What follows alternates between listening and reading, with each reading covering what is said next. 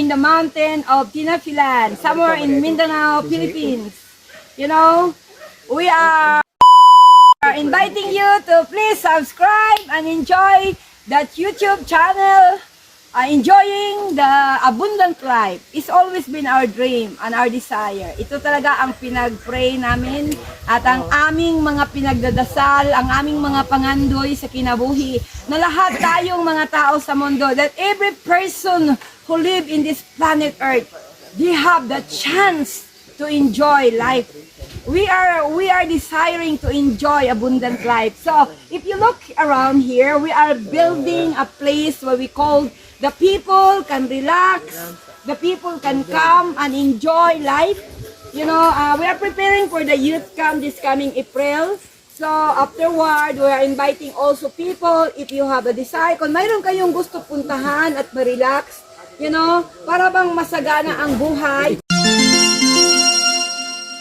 In this area, we have a face pan, which is provided with the food of the tilapia face. Mayroon talagang mga pagkain, ang ating mga chicken, ang ating mga duck, ang ating mga isda. It is really organic and it is good for our health because we are praying and we are desiring that what we put into our body is good for our health. Para ba talagang good for the body, good for the health, good for the brain. So serve the Lord with all our heart. And here is the people working bamboo knitted product so that para yung ma-remind tayo ba, kasi mayroong mga tao doon sa syudad, yung mga bata, hindi talaga nila alam kung ano ang bamboo. Bamboo is a long trees, you know, that you can enjoy. We have a river out here. Mayroong mga iba-ibang tanawin dito sa bundok. Cool, fresh air, which give you a good atmosphere, oxygen. So, anytime you are welcome. This is very, very amazing place. It is very good environment. Very good environment.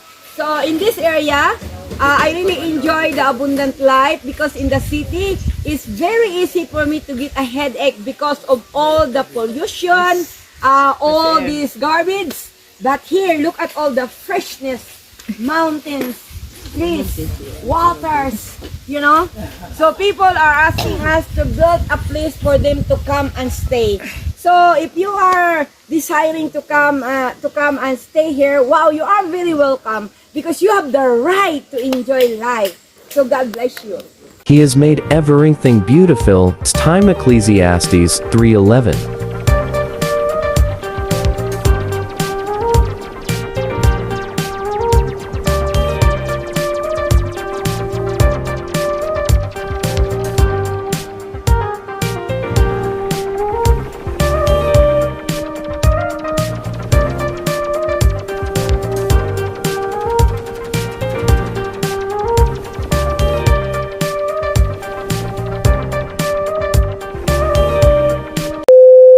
Banana here in the mountain is very good.